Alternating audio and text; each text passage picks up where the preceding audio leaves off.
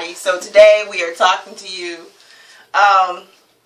We wanted to address the situation of the cleanup woman and the cleanup man. Is it really the cleanup man though? I don't know. It's just kind of like that dude that then came around. Oh, it's a, what did the old dude say in that song? I don't know. It was talking about some boyfriend number 2. Yeah. He probably was never anybody's boyfriend number two, but yeah. Yeah, the cleanup woman. Ladies, okay, yeah, I'm going to let you start this one off. Well, a cleanup woman, clearly stated, is basically, in the spiritual standpoint, you know, harlot. Right. You guys have a spat, it's inevitable, it happens. You have differences. And you're just going through your tough times. And that other woman comes over and just they call it a comforter. She comes there, hey. You need help filing your papers, grading any papers. Would you like to go to lunch? Mm-hmm. Or how have you been? Mm-hmm. She'll never ask about your wife or anything like that.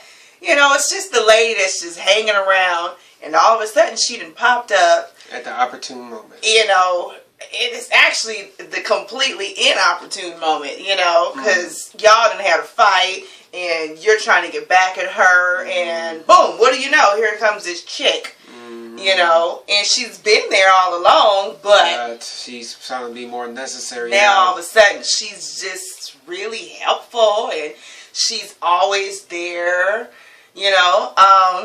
and so just we want you to be aware of this person because, we're extremely spiritual people, and it's just like that's the enemy trying to come in and completely, just destroy. And that is one of the biggest areas that marriages are destroyed in, is the infidelity situation. And you may not necessarily think that you're committing any type of act of infidelity. It may just be, well, I'm mad at her and so I'm just going to be nice to her. I mean, you know how you guys do it. You know how y'all do it. Right. And you know how you guys, we women do it too. There's guys out there that do the same thing. That theirs is more in a different light. I believe it is an emotional thing.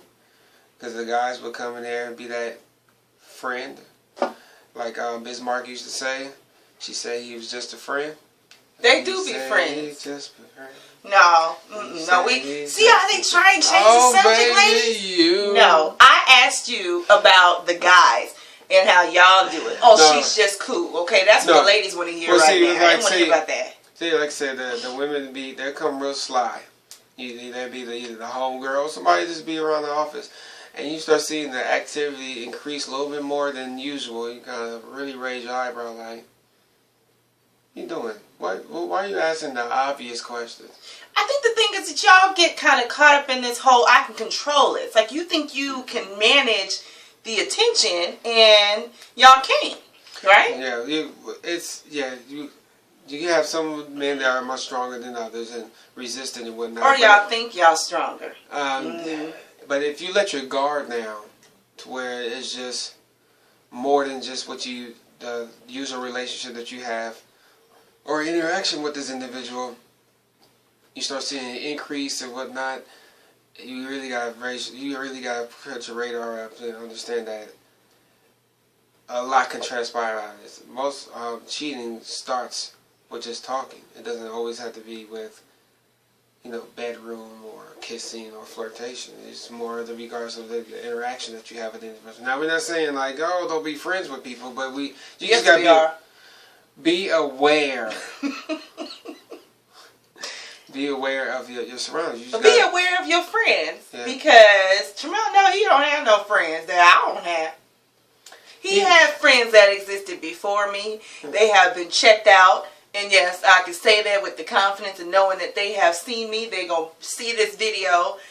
They know what I mean. And game recognized game. My female friends. His female friends are completely fine. So we're not talking about the female friend, we talking about some new chick that came in. Right, the associate, associate that we always call. The acquaintance or whatever. You don't need no new friends like that. The co-worker that you've always Or even the church buddy. Let's not, come on now. Let's keep it real. Things just, the body is a sinful in flesh, and it's, as men we are more visual. So like I said, you having a spat with your spouse. That's why it's always key to get those situations under control from back. Iron out all your little wrinkles and whatnot. And nip things in the bud beforehand, so you can avoid have those long 2 weeks or a week or how long it takes for you guys to make up. Yeah, and just never let another person be your comfort or scapegoat when you're mad at your spouse. That's just like the worst thing. Go ahead. I always recommend another marriage buddy, another healthy marriage buddy at that. Mm-hmm. Because not somebody that's just doing the wrong thing. Mm-hmm. You need somebody that's going to encourage you to not dwell into the next woman.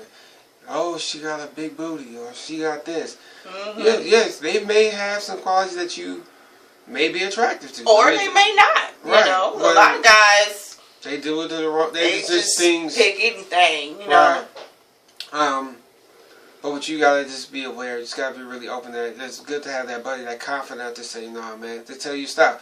That whole devil and angel on your side thing. You need to have your super angel. Always choose the angel. Yeah, you have to have your super angel, the angel, and then your angel friend that you speak to, and just hey man, this is what we're going through.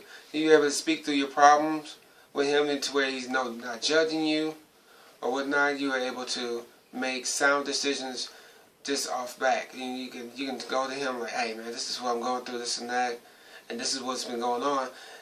You develop that good friend. They don't have to be a best friend, but you can also be just somebody that you're comfortable divulging your marriage information with a spiritual on a consistent basis. Right. Somebody that you know is going to have that information in their best interest, and it's somebody that you can confide in that regard. Maybe y'all not the best of friends, like you said, and even make sure that again, the reason why we stress another married couple is because maybe you kind of have something that the other wife can clarify. So now you can speak to him, he can speak to her, or you can speak to the two of them at the same time, and they can kind of give you clarification on why your girl is tripping, in your opinion, or whatever. But like, ladies, definitely be aware of that. If you guys are having a spat, you know how women are, you just may not choose to be that way.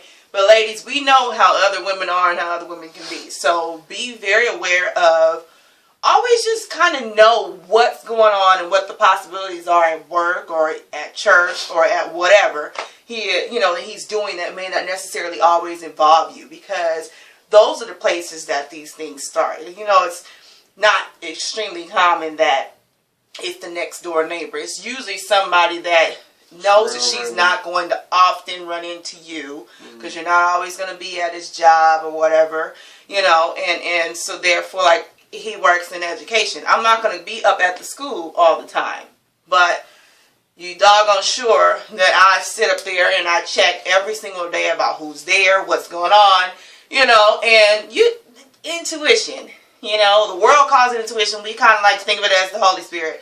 If you kind of feel something in your spirit is not right, that you might need to check up on. So, maybe you bring him lunch and kind of see, who's up there, who he kicking it with. Yeah. But it's also, like I said, just have that buddy that really gives you that reassurance that, hey, it will get better and so forth. Also, we go to the women. Now, Angie Stone got that song, Everyone's Got. Don't sing. Okay, that's not your ministry. Come on, let's go. The people we going along. We're 9 minutes strong. Come on, let's go. Anyways,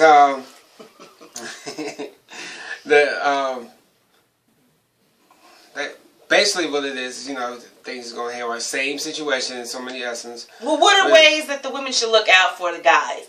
Like, as girls, we know what kind of stuff other women do. If we were to choose to be that woman, we would know how to hook y'all. You could sit there and say that you ain't that kind of man. You love your girl all you want to. But women are very sneaky, and we all know that. So what about from a guy's perspective? What type of things should we look out for in the other guy? Guys like to, they like to hone in on the weak. See, when the woman is, oh my God, when she's complaining, guys like to be the best friend, the good friend that they've known for a while, but they've been semi-attracted to you, but they just know they know to keep their bounds just to pounce on the prime opportunity because you've always been dating this person or you've always been involved. So they like to stay in the shadows and pop in when the opportunity comes. For instance, you're weak. You guys are going through it. You and your husband or your boyfriend are going through it. You know, you're like, oh my God, on the verge of breaking up, but you know, you never know what's going to happen. You need somebody to talk to. Who you talk to? Leon.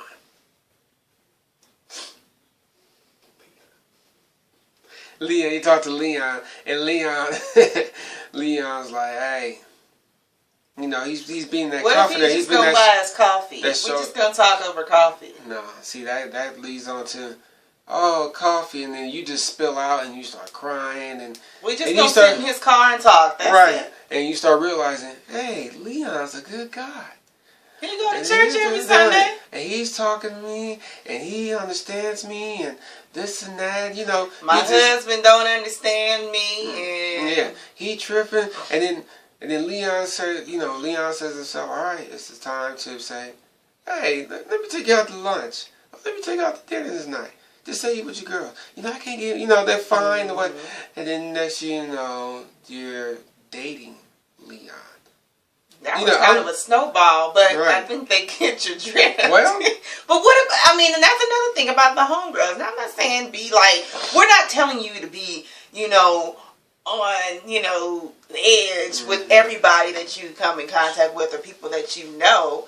But again, that's why we stress talking to other couples who you are pretty sure are, you know, strong confidence. Other Christian couples who are going to speak life into your relationship and not sit there and tell you what you want to hear or what they think you need to hear and all those things. And so be aware of the homegirls. I mean, you can be best friends since elementary school, but, you know, that may not be the best person to divulge your information to.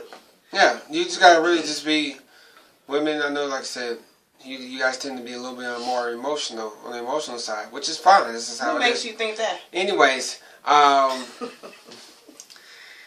you gotta control. You have to be able to. You gotta go to your confidant for one, and you gotta, you know, tell her, hey, girl, this is what's going on. Like I said, somebody that's gonna help you, not. Hopefully she's another married woman who can understand. And not every married person is going to be able to be that person for you.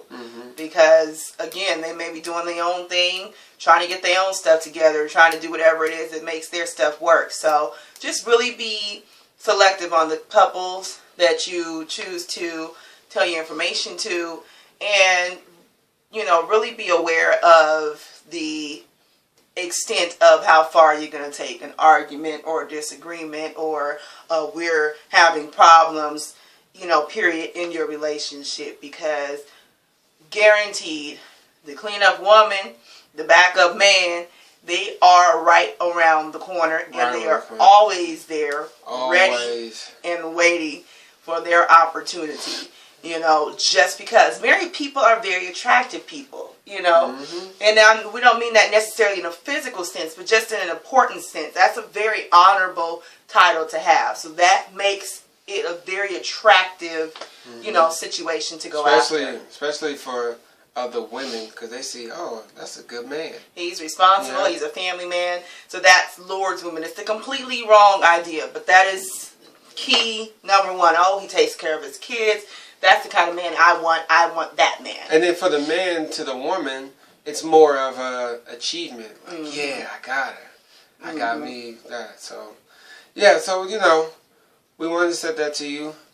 We wish you the best. If you got any questions, comments, or you just want to subscribe to us, do so to this video. We will be putting up more valuable topics that you can use it within your relationship or marriage. And bye, guys. Bye, and divorce is not an option. Divorce is not an option. Work it out. Bye-bye. Bye.